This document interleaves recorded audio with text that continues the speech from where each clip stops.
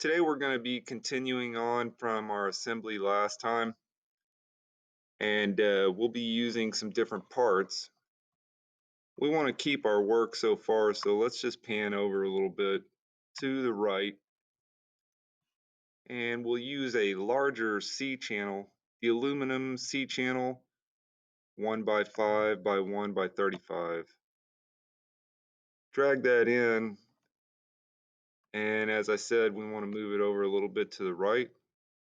And for ease today, we want to also rotate this 90 degrees so that we can see the inside of the channel. Once you get the rotation, press enter.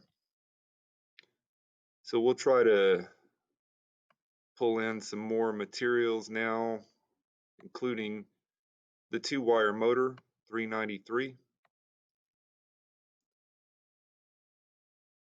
Now the motors will also need to be rotated so that we can get our orientation correct on this.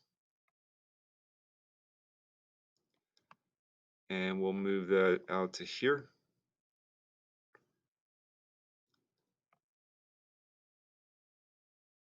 And press enter. It's pretty important to remember the motors and the wheels came in with sub-assemblies. As soon as you import one of those, you're going to create a rigid group and then select the entire motor group to ensure that it is set as a rigid group.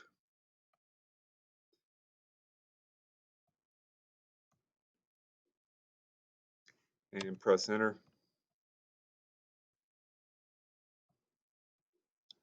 Now you'll have an opportunity to bring in a bearing. We're looking for the bearing flat Delrin.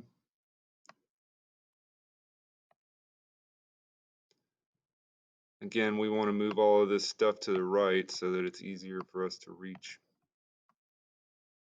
over here. And press enter. Finally today we'll use another screw, so bring that one in also. You could potentially use 2 screws for today's activity, but I'm just demonstrating one for simplicity. So now that we have our components in place, let's zoom in on the area that we intend to use, and we'll close out the data panel so we have a little bit more room to work.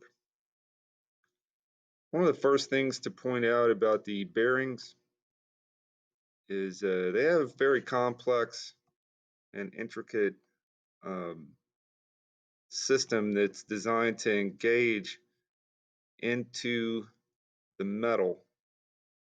That's what these little brads are for that stick up here. So whenever we're trying to create a joint from the assemble menu, this time I'll select joint. In the future, I'll just be typing J.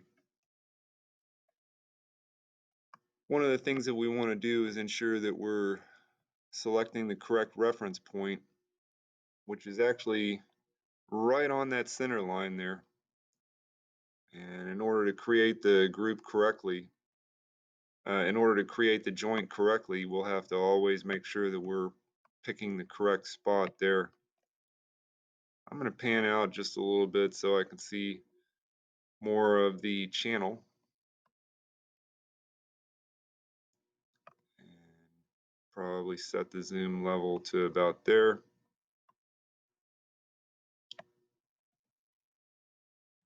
It's important to match up that joint origin to this joint origin right here. You'll notice what happens is it aligns those so that they should be able to snap correctly together if I rotate them 90 degrees. Okay, that places all 3 of those holes in alignment with 3 slots on the metal. Press enter to confirm that joint. Now let's zoom out just a little bit. talk about what it takes to assemble a motor. For the motor, we're also very interested in making sure that we have the correct joint origin. So again, J from the keyboard. We're going to select what looks like a cylinder or what looks like a circle,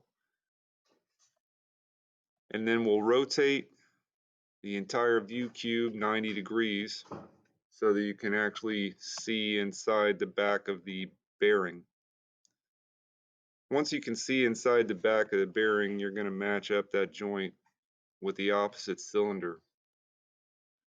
That moves the motor into the correct position. Say OK. You'll notice it moved the entire motor after I confirmed. That's because I created a rigid group out of that component. If I had not created a rigid group out of that component, then it would have only moved the motor casing.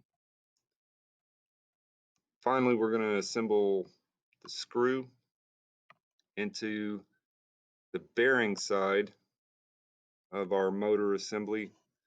Very much like the previous day's work, we're going to start with the joint that's on the screw head and match it up to the bearing today.